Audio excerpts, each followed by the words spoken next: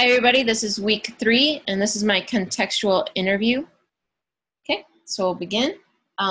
So you want to start by telling us who you are, what you do, and have you ever planned an event before?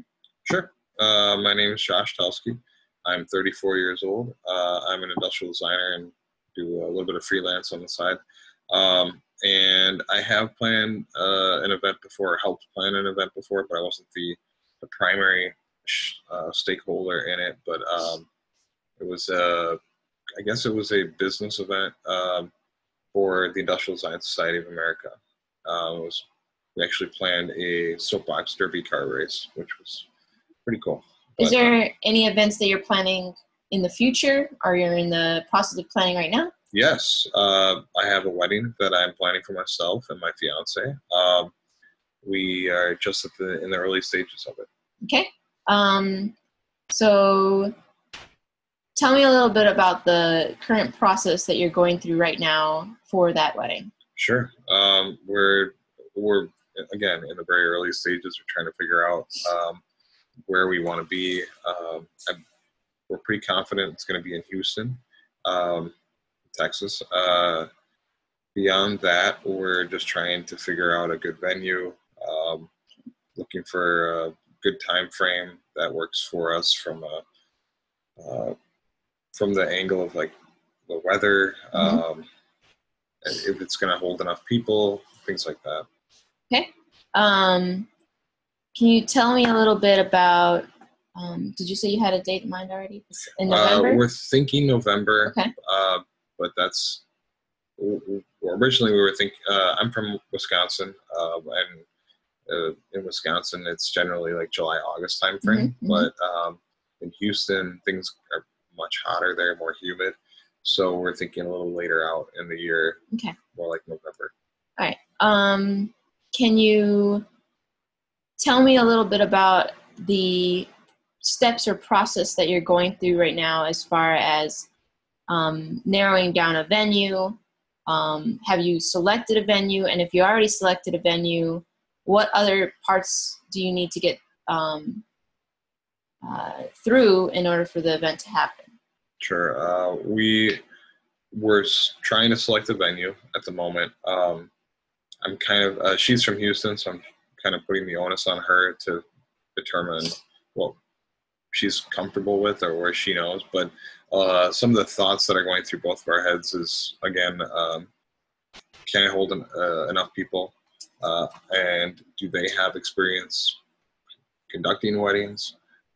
Is it going to be inside or outside? Cost, obviously, is a big factor. Off the top of my head, those are like the main things. And then obviously, just aesthetically, is it going to be visually, it's going to be really pretty. Right. Are there any websites that you are aware of now that you might be using to help you select the venue? Right now, no. Again, this is going to be right. We're thinking November of 2018, so it's 14 months out. So I haven't really gone too much in depth. Google is probably my most reliable source, although that's my most reliable source for anything. Beyond that, right now I'm relying on networking. I asked my parents what their thoughts are, and we're relying on her parents and anybody that they know. Okay. Do you roughly know how many people that you're planning for? We're thinking about 200 at the moment. And again, cost is a big factor, so hopefully we can knock that down a little bit, but we'll see. So what about like finding a place for people to stay and things of that nature? Do you have any websites that you have in mind to help you select that process? Yeah, definitely. Airbnb is a big one.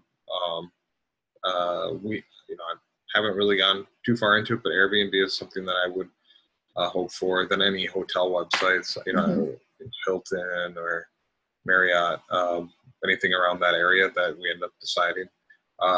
And then Uber or Lyft, or potentially anything that could provide us with a shuttle service would be huge. And that's also Okay. something that's going to play into the venue itself. If they can help us by providing something even Okay. better, and more of a reason why we would go with them. Okay. Talk a little bit about in the past. You mentioned that you worked with the IDSA and did a soapbox derby type of event for them. Mm-hmm. Do you see any similarities between that type of event and the types of things that you would have to plan for and this type of event? Yeah, there's some similarities. I mean, it's pretty different, I will say. But it's similar in that we have to figure out a space that's big enough for the number of participants or people or attendance for the event. We'll be looking at security and trying to figure out a spot that we don't have to, like with the soapbox derby, we had to worry about cars flying off, off the track. Right. Not only that, but just people, I hate to say it, but riffraff coming in from out of nowhere trying to bother people. So security is a big problem. Food is I guess that's a common thing between the two. With the soapbox derby, it was an all-day event, so a lot of people, they're going to want to eat. So we had to come up with some sort of a solution. I think we ended up with food trucks as being something that worked that didn't cost us very much, and the food trucks were more than happy to participate. Were there any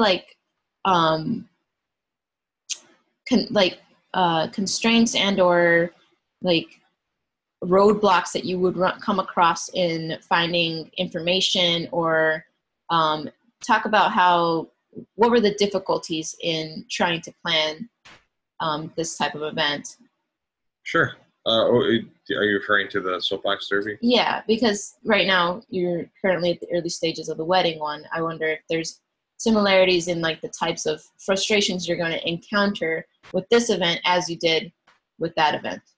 Okay. Well, I can speak to the soapbox derby and the frustrations that we encountered there, and there may be some similarities. We don't know for sure, but in that context, it was a public event, and we're using the roads in that for that event, like the public roads. So we had to actually block off a space. So no traffic was allowed to go through those roads during that day, and we had to work with the city to determine what space they were willing to block off, and then how much is that going to cost us. The city is pretty much willing to go with anything as long as we can afford it. And I think the same thing could be said for weddings. You can do almost anything you want as long as you can afford it. So it's trying to find something that makes sense financially for what you're getting into. Yeah. That's something that I'm obviously concerned about with the wedding. I don't want to break the bank, but I do want to make it a special day. So we're trying to find something like that, and that's going to be a constant battle, I'm sure, going into the wedding. Is certain foods, the food menu could be really cheap or it could be really expensive, and where's that perfect middle ground between the two? As well as finding places that offer certain food groups for people who have allergies and things of that nature. Great point. Yeah, and that's we're just getting into it, but you bring up a great point.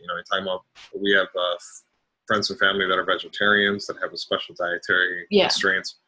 We have to figure out something that works for them, but then I also have family members who are hardcore carnivores that they want their steak and potatoes, and we got to cater to them too. Yeah.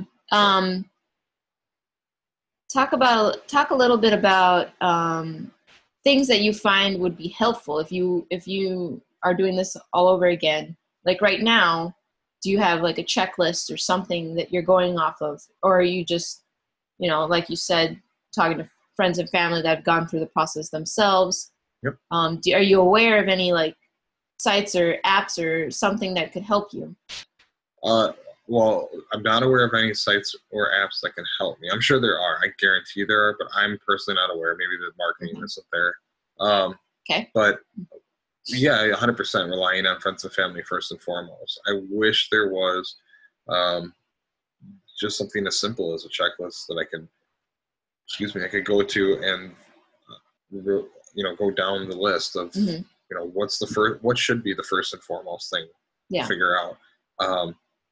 I'm personally, I'm trying to figure out in my own head, and right now we're thinking, well, let's get the venue figured out first, and let's get the location and the date, and then everything will come after that. But to be honest, I don't know if that is the correct way to do it. Maybe there's a better way. Maybe there are people that have done this many times. I know there's wedding coordinators, but then that costs a lot of money, and we're trying to, again, save some costs. So if we can avoid that, it'd be better. Maybe there could be some sort of a website or an app that would kind of be a dumbed down wedding coordinator. I don't know. Would make that process a lot easier. A lot easier. So much easier. Like you mentioned before, there seems to not be enough marketing for that kind of site. Maybe specifically to, it's not trying to be sexist here, but gender perhaps. Like, do you think that that has something to do with it? Maybe it's all geared towards the women, since the women are the ones that usually plan those kinds of things. Yeah, no doubt.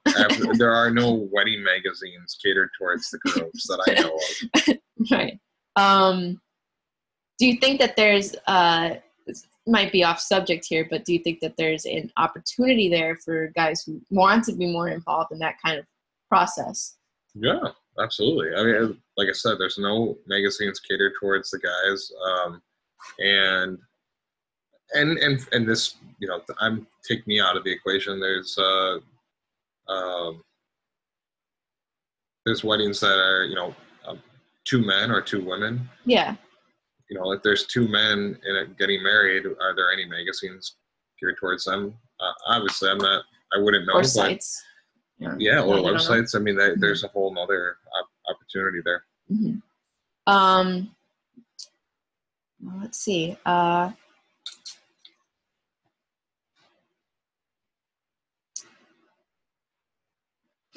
I think that might be it. Okay. Well, thank you for your time today. Sure.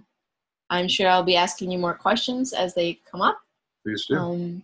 So yeah, thank you. All right, everybody. Bye.